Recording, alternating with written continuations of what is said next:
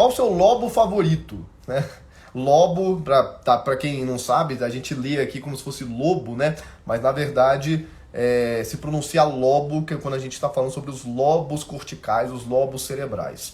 Os lobos, eles são basicamente as divisões primárias ali das regiões do cérebro. A gente tem o lobo frontal, o lobo temporal, o lobo occipital e o lobo parietal. E também temos a ínsula, e algumas pessoas ainda chegam a cogitar um sexto lobo, que seria o lobo límbico, tá? Mas os principais aí que são mais consenso é o frontal, occipital, temporal, parietal e ínsula. Bom, é difícil responder isso, né? Porque cada estrutura tem uma importância ali para o nosso ser, e elas trabalham em conjunto. Então o lobo frontal vai estar primeiramente ligado aí às funções executivas, racionalidade, o córtex pré-frontal, mas também vai ter uma função aí na nossa atividade motora. O lobo temporal vai estar relacionado ao nosso córtex auditivo primário, onde a gente tem algumas estruturas importantes do sistema límbico, de emoções e memórias. O lobo occipital, o nosso córtex visual primário. A ínsula tem uma importância na nossa interocepção, a percepção das nossas sensações internas, junto com também alguns estudos que associam a empatia, paladar. O lobo parietal é onde fica o nosso córtex somatosensorial primário, muito relacionado aí à função tátil, dor, enfim. Então, já falei da ínsula, né? A gente tem uma importância tremenda aí para cada lobo, eles trabalham em conjunto. Qual é o meu favorito? Bom, eu acho que onde a gente tem mais coisa para se falar, que eu acho que é uma das áreas mais interessantes e mais voltadas ao desenvolvimento do ser humano especificamente, é o lobo frontal. Eu acho que o lobo frontal é aquele que eu mais gosto de falar sobre ele, porque ele tem, principalmente quando a gente fala sobre o nosso córtex pré-frontal, algumas funções importantíssimas para um monte de coisa. Porque é no córtex pré-frontal onde a gente tem a função mais humana, vamos dizer assim. Como assim?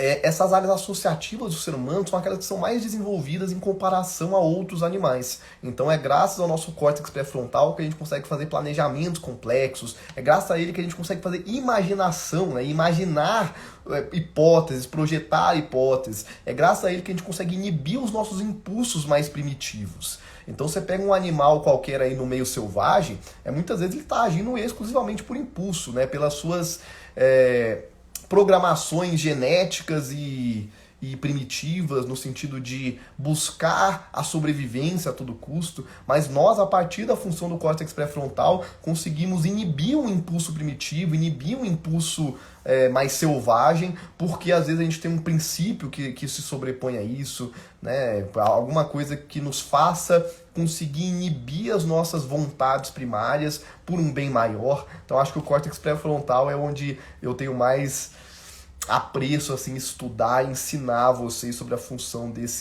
dessa região, dessa estrutura, beleza? Todos muito bem-vindos à nossa live. Quem for tendo dúvidas aí, vai deixando aqui abaixo. Lembrando que a qualquer momento a live pode ser interrompida, e se for interrompida eu concluo depois lá nos stories, tá?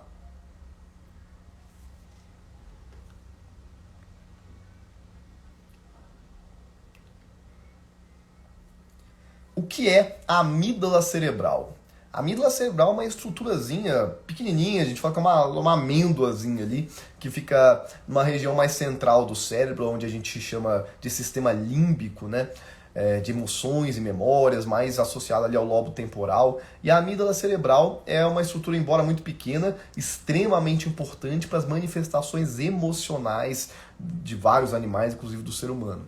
Então a amígdala cerebral ela é primariamente ligada à reação de medo, à reação fisiológica de medo e ansiedade. Então é a partir da ativação da amígdala cerebral que a gente vai ter toda uma cascata de liberação de hormônios e ativações fisiológicas para resposta ao estresse, ao medo, à ansiedade. Então, inclusive a amígdala também está relacionada à memória de medo, né? A gente se condicionar a sentir medo de alguma coisa. Então, se a minha amígdala cerebral interpreta alguma situação como perigosa, ela vai ativar um eixo chamado eixo HPA, que vai culminar na liberação de cortisol, na ativação do nosso sistema nervoso simpático. Isso vai culminar naqueles sintomas típicos de medo e ansiedade, que é o quê? É o coração acelerando, é a respiração ofegante, a digestão afetada, enfim, todas essas a pupila dilata, essas respostas típicas de um momento de medo e ansiedade, elas começam ali com a ativação da nossa amígdala cerebral. É claro que quem começa a estudar mais a fundo aí em neurociências percebe que tudo é muito complexo. E a gente não consegue atribuir funções únicas e exclusivas para cada área do cérebro. Por exemplo, a amígdala é medo, isso aqui é aquilo, tarará. A amígdala cerebral ela é uma importante área associada ao medo, mas não é a única e não é a sua única função. Por exemplo, a gente tem um caso famoso aí das neurociências, que eu já citei, tem vídeo sobre isso aqui no Instagram, que é um vídeo sobre a paciente SM, que é uma paciente que ficou muito conhecida e, se eu não me engano, ela está viva até hoje, mas que ela tinha uma doença rara chamada Urbach-Wiethe, não sei como pronunciar isso, e devido a essa doença ela teve uma destruição total, praticamente, da sua amígdala cerebral. E com isso ela passou a ser conhecida como uma mulher sem medo, porque ela realmente perdeu a grande maior parte das respostas de medo que ela tinha até ali. Então ela podia assistir filmes de terror, participar de atrações mal assombradas, que ela não tinha nenhuma resposta típica de medo. Ela até demonstrava entusiasmo, curiosidade, mas medo ela não sentia mais.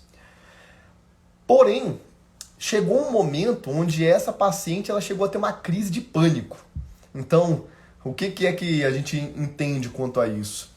Que o medo está primariamente ligado à amígdala cerebral, mas existem outros módulos, outras estruturas do cérebro que também podem estar associadas a alguns tipos de resposta de medo também. E a amígdala cerebral ela já foi associada a outras respostas emocionais que não só o medo. Por exemplo, hoje nós temos evidências que o prazer sexual ele pode envolver a ativação da amígdala cerebral também, de certa forma. Muito doido isso, né? Mas, enfim, eu já cheguei a citar isso, até um dos motivos pelo qual a gente pode cogitar o porquê que muitas das fantasias, dos fetiches sexuais, envolvem, de certa forma, estresse. Como assim? Envolve muitas vezes aquela coisa de algemar, bater, isso, aquilo. Boa parte dos fetiches vão para esse lado. Quem já assistiu a esse 50 Tons de Cinza. Então, a gente pode ter alguma associação aí da amígdala cerebral justamente por esse motivo. Mas existe uma teoria que ganha cada vez mais força no campo científico, que é a teoria da emoção construída da Lisa Feldman. Ela chega a afirmar de que, na verdade, todos os processos emocionais do ser humano, eles envolvem um componente fisiológico muito incomum. O que diferencia mesmo é o contexto em que aquilo ocorre. Então, é meio como se a amígdala cerebral fosse, na verdade, um centro emocional do ser humano, que leva a respostas fisiológicas condizentes com uma resposta emocional mais intensa. Mas não necessariamente ela vai ter uma função única de um contexto específico, de medo, tá? Mas seria mais ou menos por aí, beleza? Tá deixando as dúvidas aí, pessoal. Temos mais 2 perguntas aqui de caixinha e depois é com vocês. Então a gente finaliza aqui a live, tá bom? Essa aqui é boa, aqui, ó. Para de criticar o meu café. Pois é, eu postei tanto vídeo aí falando mal de café que eu já tô sendo conhecido pela galera aí sobre o anti-café aqui do Instagram. Bom, na verdade eu não tenho nada contra o café, embora eu particularmente não beba café, não gosto de café, nunca gostei de café na minha vida, inclusive nem posso tomar café porque eu tenho uma arritmia sinusal respiratória, com bloqueio atroventricular de 1º grau. Sei que a maioria das pessoas não vai entender nada, né? Mas é uma condição benigna, de bom prognóstico, mas a cafeína ela acaba aumentando os episódios de arritmia, então por isso eu não bebo, não gosto de café, mas não tenho nada contra você tomar café. Você só precisa saber de que os estudos atuais são muito claros quanto aos efeitos da cafeína no nosso organismo, tá?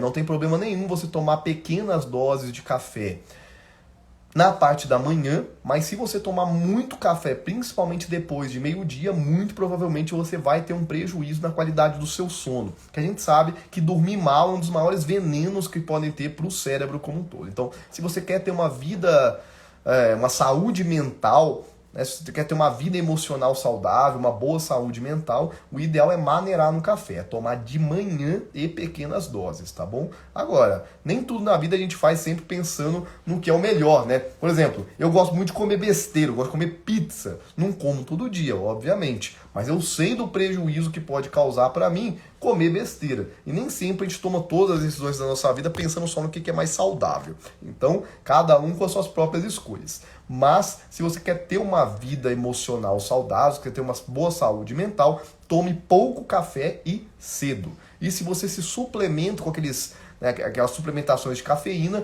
de preferência fazer isso bem cedinho, 7, 8 horas da manhã, para não vir a ter prejuízo na qualidade do seu sono depois, tá bom? Ou uma outra possibilidade, toma café descafeinado, aí você consegue minimizar aí muitos prejuízos que o café pode causar na sua vida. Tô amando o seu curso, obrigado Mari Giroto, que bom que você está gostando do curso. Se você tiver qualquer dúvida relacionada à formação, você pode fazer essa pergunta agora aqui na nossa live ou deixar lá na plataforma que eu te respondo por lá depois, tá bom? Eu respondi várias dúvidas até ontem, acho que hoje eu não respondi aluno lá ainda, mas até amanhã eu devo responder as dúvidas de qualquer pessoa que tenha deixado por lá. Inclusive, seriam todos, quem aí se inscreveu recentemente, também tô amando demais seu curso. Que bom, Cláudia. Obrigado pelo seu feedback. Se tiver dúvidas também pode deixar aqui abaixo, tá? Fico feliz em saber. Eu quero dar as boas-vindas aos nossos alunos internacionais. Nos últimos dias a gente está tendo muita inscrição de pessoas de fora do Brasil. Brasileiros de fora do Brasil, principalmente, né? Brasileiros que estão morando fora do Brasil. Então, a gente tá... Eu sei disso porque a gente acaba recebendo em dólar, né? A pessoa paga em euro, mas a gente recebe em dólar. Então, sejam todos muito bem-vindos, é um prazer enorme ter vocês por aqui. Quem sabe eu não vou presencialmente no país de vocês, eu amo viajar. Ano que vem eu já estou com a viagem marcada para a Espanha. Quem sabe em breve a gente pode se encontrar pessoalmente também. Bom, tem mais uma pergunta aqui das caixinhas e aí depois é com vocês. Tô no início, mas já superou as expectativas. Poxa, que legal, fico feliz em saber. Nossa intenção é sempre realmente entregar muito mais do que vocês esperam. Então é superar as expectativas, o curso é bem completo, tem bastante conteúdo por lá. Temos conteúdo bônus, tá? Uma masterclass, temos as lives, temos o suporte, então tem bastante coisa aí para você aproveitar da formação, tá? Bom, a última pergunta que chegou aqui, ó. Acupuntura funciona? Bom, essa talvez não seja a pergunta mais adequada a se fazer. É claro, vocês são livres aqui para perguntar qualquer coisa. Mas qual que é o grande problema de você perguntar se a acupuntura funciona? É porque isso não responde talvez ao que você realmente queira saber. Por quê? Qualquer coisa pode funcionar. Eu posso criar minha terapia quântica da loucura, do não sei mais o que, e funcionar. Pode funcionar. A questão é, ela funciona pelos meios dos quais eu prometi que ela funcionaria? Ou ela tem um papel que vai além do efeito placebo? Ou a gente entende os mecanismos pelos quais aquilo ali atua? Então, talvez sejam perguntas mais adequadas. E quando você pergunta funciona, é até uma questão importante de práticas baseadas em evidências, tá? Inclusive, a gente lançou recentemente uma apostila do nosso instituto sobre PBE, sobre práticas baseadas em evidências, que é um conceito bem interessante para quem quer trabalhar com abordagem científica. E uma das questões aí que a PBE ela traz sempre é de que, quando você quer saber se alguma coisa funciona, a sua pergunta deve ser se ela funciona para quê. Na verdade, a gente usa um acrônimozinho que é o acrônimo PICOT. PICOT vem de participantes, intervenção, o C seria o grupo controle, O seria outcome, que é o desfecho, PICOT, e T seria time-based, ou seja, em qual tempo, né? Em quanto tempo isso ali a gente busca gerar esse resultado. O C também pode ser considerado, além de grupo controle, comparação, tá? É basicamente isso. Mas, enfim. Então, o que a gente precisa saber? Nossa pergunta deve ser alguma coisa do tipo, bom, não é que a acupuntura funciona, a acupuntura é eficaz para poder diminuir a dor lombar aguda em comparação ao placebo para pacientes que sofrem que foram diagnosticados com esse quadro no curto prazo? Então essa é uma pergunta mais completa e que faz mais sentido a gente tentar responder, tá? Então assim, vamos falar sobre a acupuntura. Primeiramente, a gente tem que saber, como eu falei, qualquer intervenção ela pode ter algum efeito pela simples expectativa, tá? Principalmente quando a gente fala de questões que têm uma influência aí do cognitivo, do comportamental. Então qualquer coisa pode funcionar pelo simples efeito da expectativa ou do efeito placebo. Agora, a acupuntura tem alguma coisa de especial nela? Alguma coisa que realmente ela vá além do efeito placebo? Na verdade, tem sim.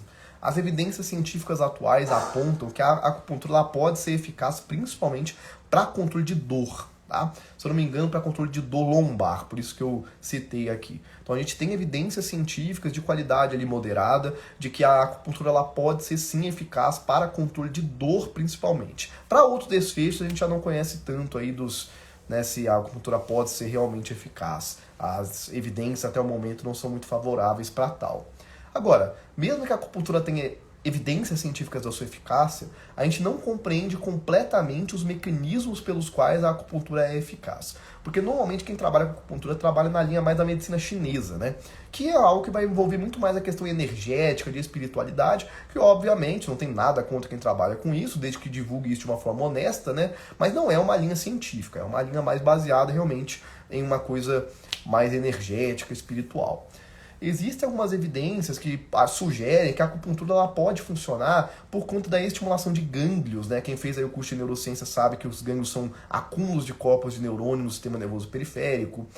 Algumas pessoas chegam a cogitar também que a acupuntura atuaria no sistema descendente de modulação da dor, que quem fez o curso aí tem uma aula sobre isso também. É uma via que a dor ela vai numa via ascendente, né? Eu cortei meu braço aqui, então esse estímulo ele vai aqui para minha medula, vai chegar lá no meu cérebro, mas também tem uma via descendente que modula a intensidade dessa dor.